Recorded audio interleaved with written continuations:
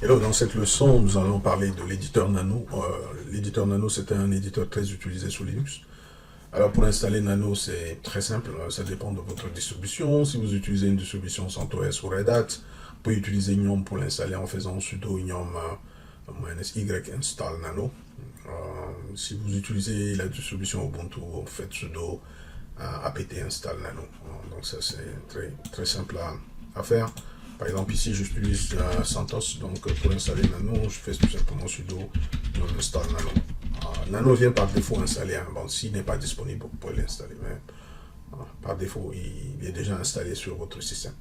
Alors, comme ici, il est déjà installé, donc il n'y a rien à faire. Comme vous l'avez noté, il m'a dit que Nano est déjà installé. Ok, alors, cette remarque est très importante puisque, en fait, j'ai remarqué que la version 3 2.3 qui est la version la plus courante installée dans presque toutes les distributions Linux par défaut manque certaines fonctionnalités.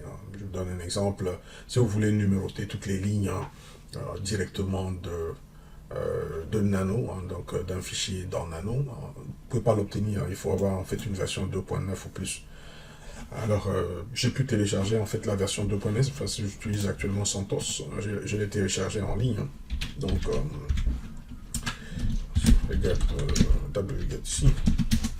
Donc, c'est ça, je l'ai téléchargé sur le site de ftpbond.net. Donc, j'ai pris la version 9. Donc, ensuite, j'ai fait une mise à jour de la version de Nano actuellement installée. Donc, ce qui me permet d'avoir ici sur mon système, comme vous pouvez le noter, si je fais Nano version, je dirais version, elle me donne la version que j'utilise actuellement, c'est la version 2.9. Alors je vous conseille d'essayer de télécharger la version 2.9 pour votre distribution et l'utiliser.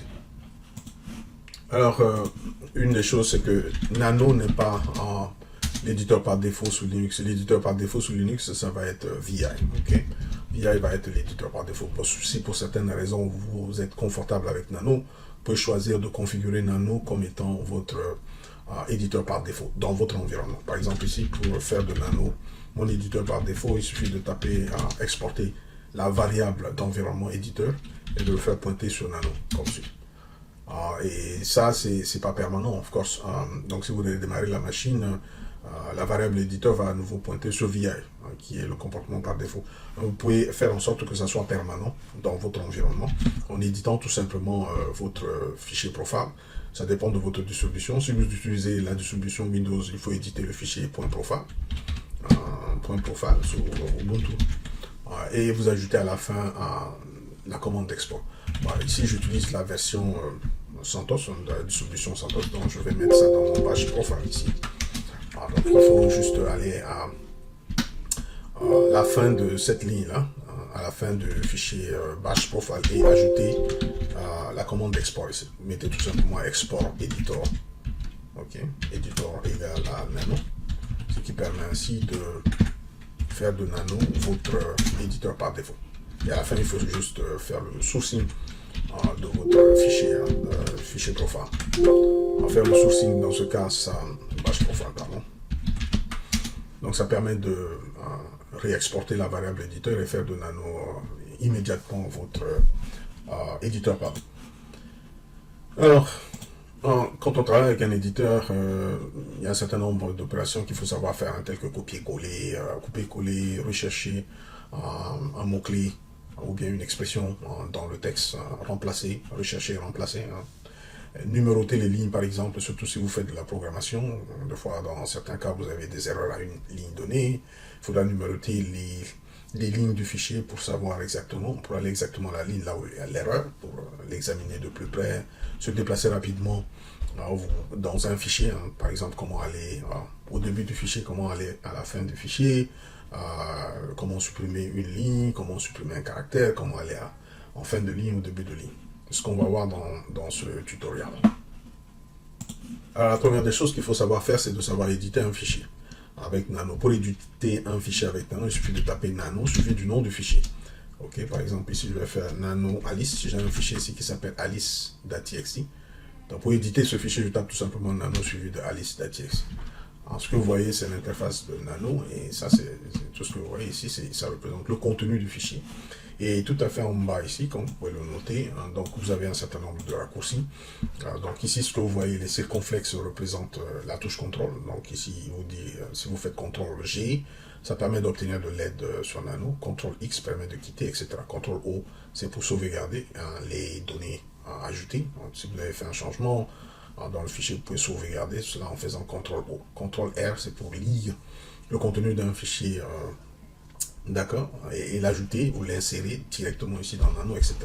Alors sans plus tarder, on va regarder en fait la page de manuel de Nano.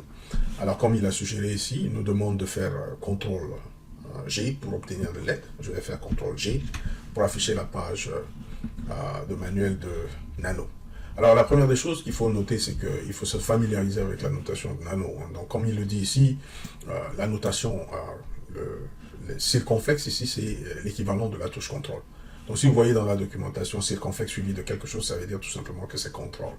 C'est ça qu'il est en train de dire ici. Et aussi, tout ce qui est M- représente la touche Alt. Ok, donc c'est ce qu'il a dit. Donc ici, par exemple, ici vous avez M backslash, ça veut dire tout simplement que c'est il faut faire Alt backslash pour aller sur la première ligne du fichier. Et puis il vous dit ici M slash va à la dernière ligne du fichier, qui veut dire tout simplement Alt slash vous amène à la fin du fichier. Donc ça, c'est la première des choses qu'il faut noter quand on utilise Nano. Alors regardons, CTRL G permet d'obtenir de l'aide. Donc si vous faites CTRL G, c'est cette page-là que vous allez voir. C'est là où il y a les différents raccourcis et les explications. Ok, CTRL X permet de quitter Nano. Ok, de quitter le buffer courant ou bien de quitter complètement Nano. CTRL O permet de sauvegarder les changements dans le fichier. CTRL R permet d'insérer le contenu d'un autre fichier dans le fichier courant. CTRL W permet de faire une recherche. Donc, on peut rechercher, par exemple, une chaîne de caractères ou bien carrément une expression régulière. Alors ici, CTRL backslash ou encore Alt R permet de remplacer une chaîne de recherche. Par exemple, je peux dire de chercher tout ce qui est Alice et de la remplacer par Alain, par exemple. Quelque chose comme ça. J'ai le choix, je peux faire CTRL slash pour lancer la fenêtre de recherche et de remplacement, ou bien je peux faire tout simplement Alt R. CTRL K permet de couper la ligne courante, par exemple cela permet aussi de supprimer les lignes dans le fichier, ou bien vous pouvez faire tout simplement F9. F9, c'est CTRL U, ça permet aussi de coller les morceaux de texte qui sont copiés, etc. Ok, donc sans plus tarder, nous allons procéder à quelques démonstrations. Alors ici, si je fais CTRL X, ça me permet de me ramener dans le fichier original. Donc ici, je suis dans le fichier original. Alors la première des choses qu'il faut savoir avec Nano, c'est de savoir sauver. Donc, of course, quand on utilise un éditeur, ça suppose qu'on va modifier le contenu des fichiers, etc. Donc par exemple, si j'ajoute des données ici, et je suis satisfait, ou bien j'ai fini de faire ce que j'ai à faire, de faire mon édition, j'ajoute des données, n'importe quoi. J'ai fini de taper mes données, là maintenant il faudra sauver. Donc, comme vous le voyez en bas ici, il dit CTRL O pour write out, ça veut dire pour sauver ce qui a été tapé. Ok, donc je fais CTRL O, et là il me demande file name to write into. Il me demande dans quel fichier il faut sauvegarder cela. Cela veut dire tout simplement que je peux lui proposer un autre fichier. Je peux choisir d'écrire ou de sauvegarder ce fichier-là dans un autre fichier. Alors pour l'instant, si je presse Entrée, il va tout simplement le sauvegarder ici sur place dans ce fichier-là. Ok. Alors, une fois que vous avez pressé Entrée, il va sauvegarder. Maintenant, vous pouvez sortir. Si vous voulez sortir, vous faites CTRL X. Ok. Donc, je vais repartir dans Nano à nouveau. Alors, je peux choisir de sauvegarder le fichier sous un autre nom. Par exemple, là, j'ajoute les données dans le fichier. J'ai fini d'ajouter les données et je choisis de le sauver. Je fais CTRL O. Et à ce moment, s'il me demande de sauvegarder, je lui demande de le mettre dans un autre fichier. Par exemple, ici, au lieu de que ça soit sauvé dans Alex.txt, je peux choisir de le mettre dans un fichier qui s'appelle, par exemple, momo.txt. Par exemple, si je presse Entrée, il me demande de confirmer que je veux sauvegarder ça, sauvegarder le fichier sous un autre nom. Je vais taper tout simplement Y pour dire yes. Ok, et il dit qu'il a trouvé un fichier qui s'appelle momo.txt. Est-ce que je voudrais l'écraser? Si je presse Y, il écrase Momo et le remplace avec le contenu de ce fichier-là. Donc ça veut dire que je l'ai sauvegardé sous un autre nom. Donc voilà comment on peut sauvegarder, par exemple, le fichier existant sous un autre nom. Ok. Alors, on vient juste de voir comment quitter Nano. Donc, pour quitter Nano, il suffit de faire CTRL-X. D'accord? Si je fais CTRL-X, je quitte complètement Nano. Je reviens sur la ligne de commande. Je peux repartir encore à nouveau. OK? Ensuite, la première des choses qu'il faudra faire, c'est de savoir comment copier et coller. Comment je peux copier quelque chose et le coller quelque part. Alors, pour copier, il faut d'abord activer la sélection. OK? Pour activer la sélection, il faut faire Alt-A. Alt-A. OK? Donc, et ensuite, je vais utiliser la flèche de droite sur mon clavier pour sélectionner le morceau de texte que je voudrais copier. OK? Alors, si je suis satisfait, donc si c'est ce morceau de texte que je veux sélectionner, je peux sélectionner toute une ligne en utilisant en fait la flèche de bas. Hein. Donc ici, si je descends avec la flèche de bas, il va sélectionner plusieurs lignes en même temps.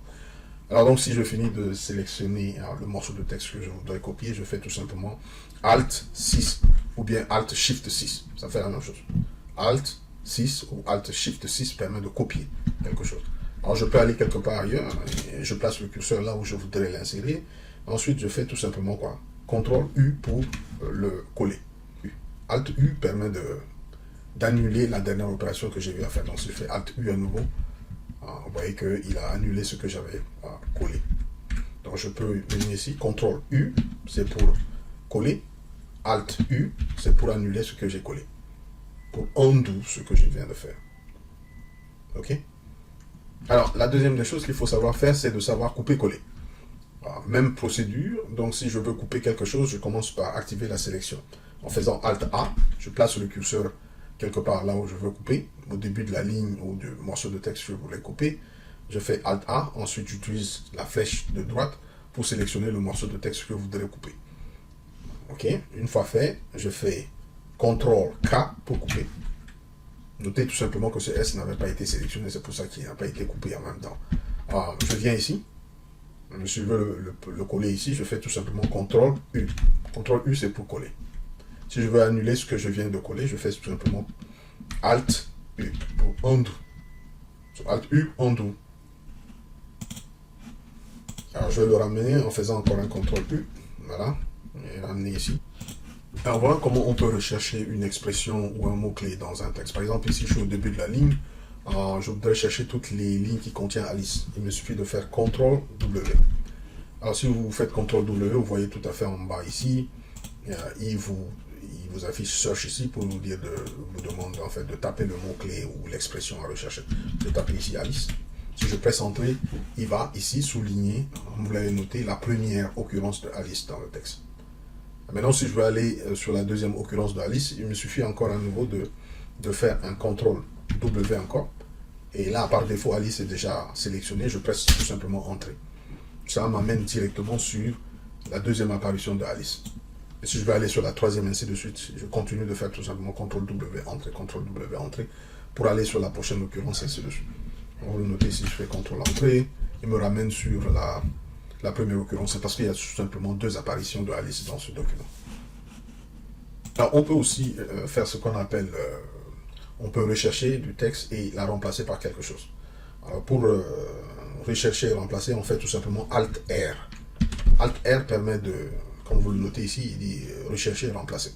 Donc si par exemple je veux remplacer toutes les occurrences de Alice par Alain, il me suffit de fournir ici le mot à chercher. Donc ici Alice est déjà sélectionné, je presse Entrée, il va me demander de remplacer Alice avec quoi. Donc je vais taper ici de remplacer les occurrences de Alice avec Alain. Donc si je presse Entrée, il me dit qu'est-ce que tu veux faire. Il me demande de taper A pour remplacer toutes les occurrences de Alice par Alain. Ou bien je peux tout simplement taper Yes pour que la première occurrence sélectionnée soit seulement remplacée.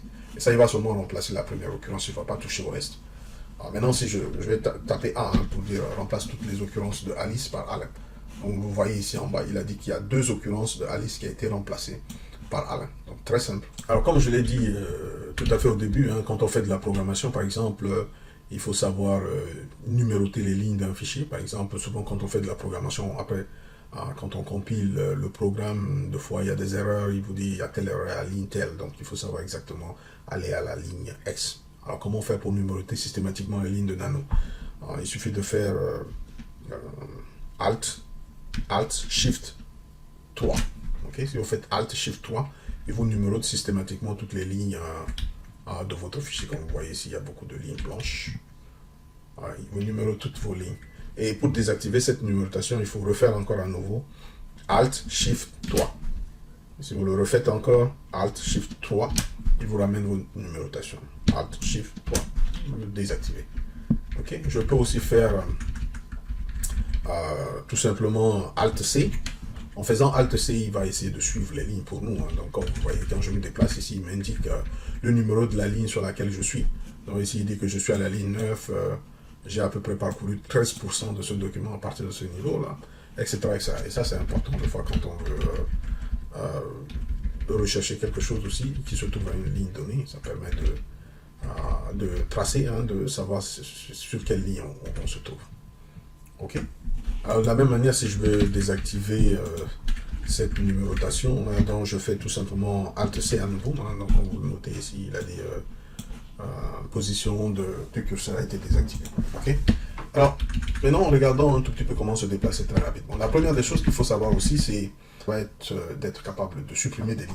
Par exemple, je peux faire CTRL-K pour supprimer les lignes. Par exemple, allez, je peux supprimer toutes ces lignes-là, si je veux. CTRL-K permet de supprimer les lignes. Et si j'ai fait une erreur, je pourrais par exemple revenir sur ces lignes-là en faisant un undo, comme on le dit en anglais. Pour faire un undo, il faut faire tout simplement Alt-U. En faisant Alt-U, je restaure ces lignes que je viens de supprimer. Donc rappelez-vous, CTRL-K. CTRL-K permet de supprimer les lignes. Donc ça permet d'aller plus vite. Ensuite, l'une des choses qu'on sait souvent faire, c'est très important quand on modifie les fichiers de configuration. On a souvent envie d'aller directement vers la fin du fichier, comment le faire. Alors, si je veux aller tout à fait à la première ligne du fichier, je dois tout simplement faire Alt suivi de backslash. Il m'amène sur la première ligne du fichier, comme vous le notez ici, le curseur est là. Maintenant, si je fais Alt slash, il m'amène directement à la dernière ligne du fichier, comme on l'avait dit. Donc ici, il y a plusieurs lignes blanches, etc. Bon, on va se débarrasser de ces lignes blanches-là en faisant des CTRL-K. CTRL-K, CTRL-K. CTRL-C pour cancel. Et donc, je fais ici CTRL-K pour me débarrasser de toutes ces lignes blanches qui sont là. OK. Alors, ici, je suis là. Je fais Alt, comment on dit ça? Alt, slash, pour aller en fin de fichier. Alt, backslash, pour aller en première ligne de fichier, première ligne. Et si je veux aller en fin de ligne, je fais tout simplement CTRL-E pour dire CTRL-END. Ça m'amène en fin de ligne. Si je veux repartir au début, je fais tout simplement CTRL-A. M'amène au début de la ligne. CTRL-E pour amener en fin de ligne. OK. Donc, voilà, c'est tout ce qu'il fallait savoir pour utiliser Nano de façon vraiment efficace. Je vous remercie de votre attention et à la prochaine. Merci.